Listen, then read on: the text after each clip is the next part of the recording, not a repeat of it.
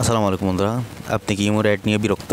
Imo এমন একটা জিনিস যেখানে কাউকে কল দিলেও অ্যাড আসে, কাউকে মেসেজ দিলেও অ্যাড আসে, ইমোতে ঢুকলেই অ্যাড আসে। তো আজকে ভিডিও দেখাও কীভাবে আপনি ইমোতে অ্যাড আসা বন্ধ করবেন চিরতরের জন্য। তো চলুন কথা না বাড়িয়ে মূল ভিডিও শুরু করা যাক। মূল ভিডিও শুরু করার আগে আপনাদের ছোট্ট একটা রিকোয়েস্ট, আপনি যদি চ্যানেল নতুন হয়ে থাকেন তাহলে অবশ্যই সাবস্ক্রাইব করবেন, আর যারা ফেসবুক পেজে দেখতেন তারা অবশ্যই ফলো দিতে ভুলবেন না। তো বন্ধুরা চলুন কথা না বাড়িয়ে মূল ভিডিও শুরু করা যাক।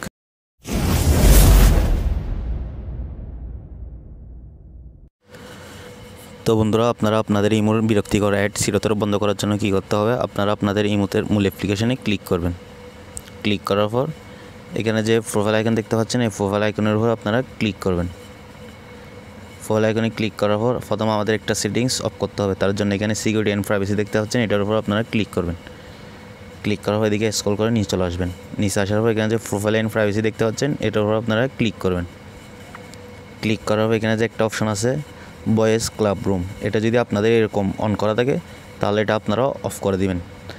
তো এই কাজটা হয়ে গেলে এখান থেকে আমাদের বের হয়ে চলে আসতে হবে। বের হয়ে আসার পর এখানে যে সেটিংস আইকন দেখতে পাচ্ছেন, এই সেটিংস আইকনের উপর আপনারা ক্লিক করবেন। ক্লিক করার পর এখানে ফাংশন অপশন দেখতে পাচ্ছেন, এটার উপর ক্লিক করবেন। ক্লিক করার উপরে যে ভয়েস ক্লাব একটা অপশন আছে, এটা যদি আপনাদের অন করা থাকে তাহলে এটা আপনারা অফ করে দিবেন।